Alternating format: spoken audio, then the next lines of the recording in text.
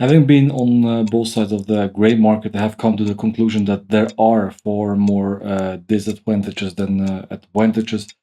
And sadly, many people aren't really aware of that. That's why my recommendation is very clear: stay away from it or only get involved under very specific circumstances. Why exactly, but also when buying on the gray market actually makes sense, and how you can avoid the common pitfalls is what today's video is about.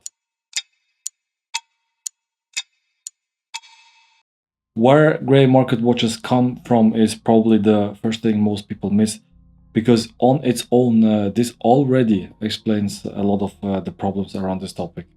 So, where do gray market watches actually come from? Well, as a retailer, you are not always able to sell everything you take in. And the problem is that you often can't simply return the stock back to the brand. At the same time, brands don't really allow you to heavily discount these pieces just to move them. In general, we are speaking mainly of watches that have been taken out of the catalog, watches that have been in stock for years and just don't sell. So the question is, what options are left for the retailers? You either wait for a miracle and hope you can eventually sell them at the full retail price while carrying high storage cost, or you move them in bulk through third-party channels, often outside of official distribution. And that's exactly where the gray market starts, not as a planned system, but as a pressure release valve for unsold inventory. And to be honest, it's not always because these watches don't sell well or stay too long in stock. A surprising amount of current production, brand new watches enter the gray market on day one, but why? Well, in many cases, retailers are under immense pressure from brands and are actually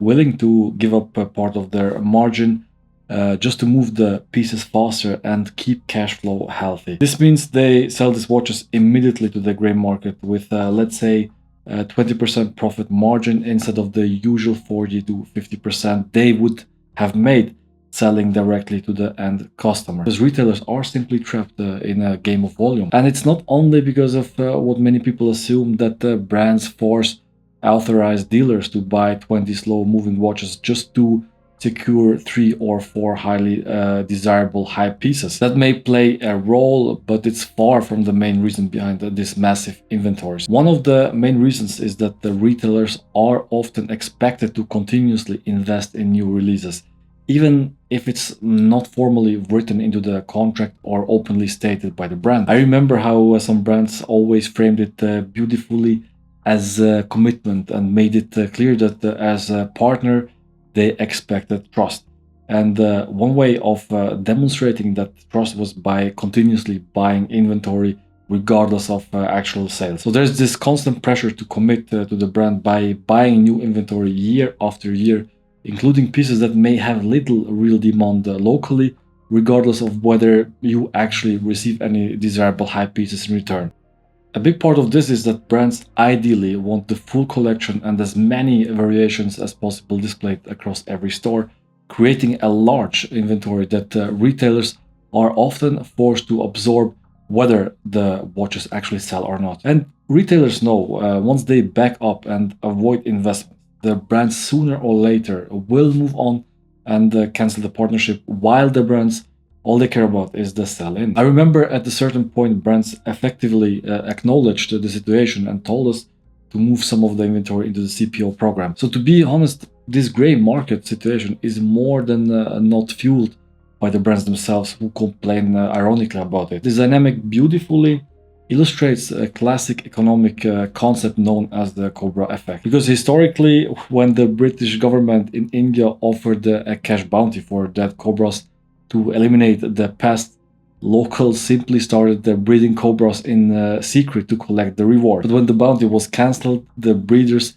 released the snakes, leaving the city with a worse problem than before. While the watch industry has accidentally engineered its own Cobra effect by forcing strict annual sales quotas and mandatory product bundling on retailers to protect their own profit margins, watch brands didn't eliminate the problem of unsold inventory. Instead, they incentivized the very thing that they complain about. They forced authorized dealers to breed the gray market by constantly feeding it with brand new watches just to survive. The irony is that I have also seen how certain brands deliberately push watches into the gray market, bypassing retailers entirely while simultaneously imposing restrictions on them or effectively sidelining them. On the other hand, I have to be honest, and I know for a fact that some retailer employees made a fortune selling hot pieces under the table at massive premiums, while certainly retailers quietly offloaded those same watches through alternative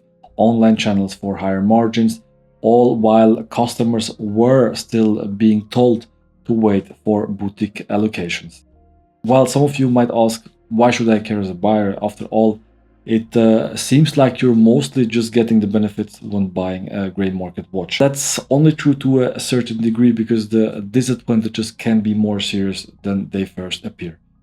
Regardless of whether you're buying a discontinued watch or one from the current collection, the fact is that these pieces have been sold outside of brand rules and moved through unofficial sales channels. This alone is a disadvantage for the end buyer, but why? First of all, brands can, in principle, refuse after-sales support for modified watches, something that does occasionally happen with gray market pieces. That can mean no access to official servicing or genuine replacement parts. And even if the brand agrees to service the watch, it may only do so on the condition that the watch is restored to its original factory configuration at the buyer's expense. I mean, of course, with a watch that uses a standard movement, this is usually not a major issue since any watchmaker can service it and you can avoid an official brand center. The real problem arises when specific components or spare parts are needed,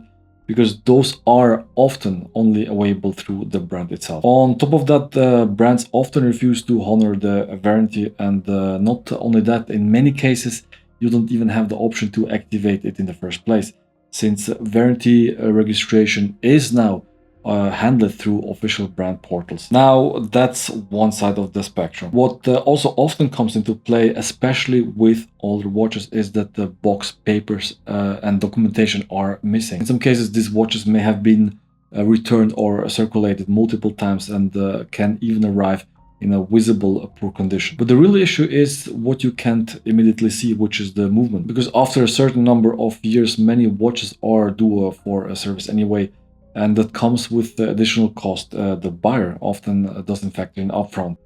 Look, that's one thing, but what many people also overlook is that these watches are often flipped and moved multiple times between different hands, and you have no real visibility on what happened to the watch during those transitions. This can sometimes mean buying a watch with a completely unknown history, which can feel less like a calculated purchase and more like a financial gamble. Honestly, sometimes it feels like putting your entire life savings on red in a casino and letting a heavily drugged rabbit spin the roulette wheel. I mean, just hearing this naturally raises the question, why would anyone still be willing to take that gamble? Well, in my opinion, there are reasons that can justify it, but to be honest, they are still heavily outweighed by the disadvantages. I personally would only take the risk if I'm getting my hands on a really rare piece that is nearly impossible to find through official channels. Or maybe a piece that has been discontinued and I really love and the secondary market is the only place left on earth to find it. I mean, otherwise, I honestly absolutely see no reason to take on that kind of risks regardless of the discount. Because once you factor in the uncertainty around history, condition, warranty, and potential hidden costs, the discount can disappear much faster than people expect. And what looked like a smart deal at first can quickly turn into an expensive lesson. At this point, you might be asking, what's the most reliable way to avoid getting scammed or falling into a financial black hole? And more importantly, how do you actually decide where and how to buy safely? The first rule is simple: buy the seller before you buy the watch. A good deal means nothing if the watch is questionable, incomplete, modified without the disclosure, or impossible to service properly later on. Reputation, transparency, and after-sales support matter far more than saving the last few percent on price. If possible, stick to established authorized dealers, reputable pre-owned specialists, or well-known gray market dealers with a long track record, verifiable reviews, clear return policies, and the proper documentation. A seller should be willing to provide detailed photos and, most importantly, real pictures of the actual watch. Provide service history documents and the honest explanation of the watch's condition. So the moment you see the box and the papers are missing, there is no real track record behind the watch, and something already feels off visually. Even if you can't explain why, just move on and let it go. And ideally, if you have the opportunity, have the watch inspected by a watchmaker you trust, because an experienced watchmaker can often spot issues upfront that most buyers would completely miss. The second rule is, if the price looks unrealistically good, assume there is a reason. In the watch world, extreme discounts rarely appear out of nowhere. There is usually a catch: hidden damage, missing accessories, questionable provenance, overpolishing, aftermarket spare parts, or simply liquidity problems on the seller side. And finally, never buy emotionally under pressure, because scarcity, waitlist, and hype are often used to accelerate decisions. Because the moment you feel forced to act immediately is usually the moment you should slow down and verify everything twice. With that said, that's it for today, and I really hope what I shared serves as a neutral but solid foundation for your purchasing decisions related to gray market watches. If you enjoyed the video, I would really appreciate your support by subscribing and hitting the like button. But for now, thank you for tuning in. I wish you all a great start into the new week. Take care and see you soon.